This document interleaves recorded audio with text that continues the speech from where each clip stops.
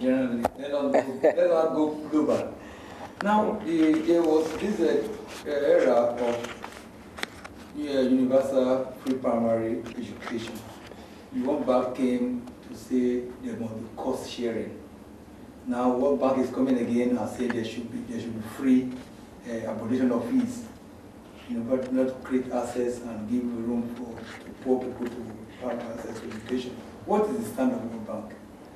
Oh, the World Bank has been, we have been the trustees of the Education for All Fast Track Initiative, which is an indication of how important and critical the issue of universal access to basic education is for the World Bank. For us at the World Bank, our philosophy is that every child must have access to education, and that lack of resources should not be an excuse for not providing education to any child, at least at that basic level of education that enables the citizen to be functional.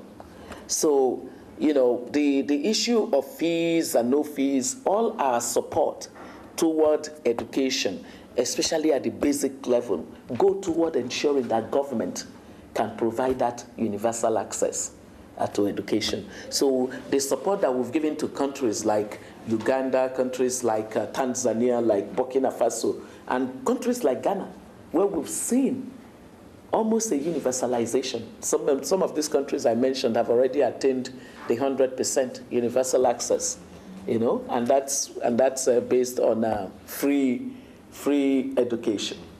So the World Bank is very clear on this issue of basic education and access to it.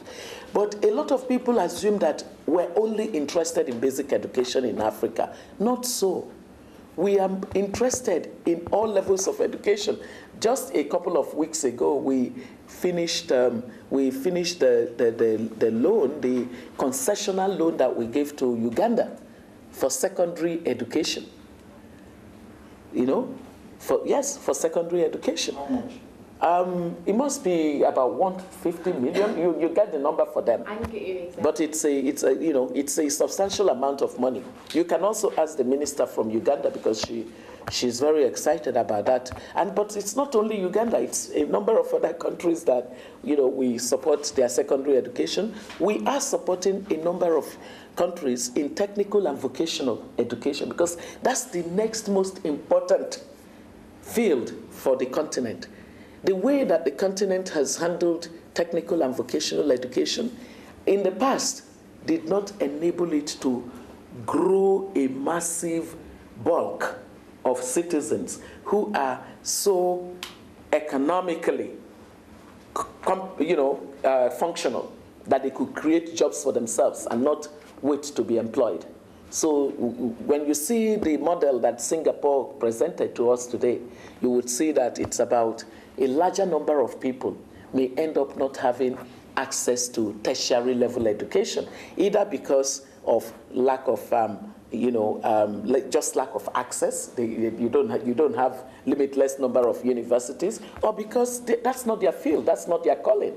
Some people have not come with a talent to be academically driven, but they've come with great talent to be able to create things as part of society. We should give them the opportunity to do so through functional, technical, and vocational education. Then the tertiary level education we're supporting a lot.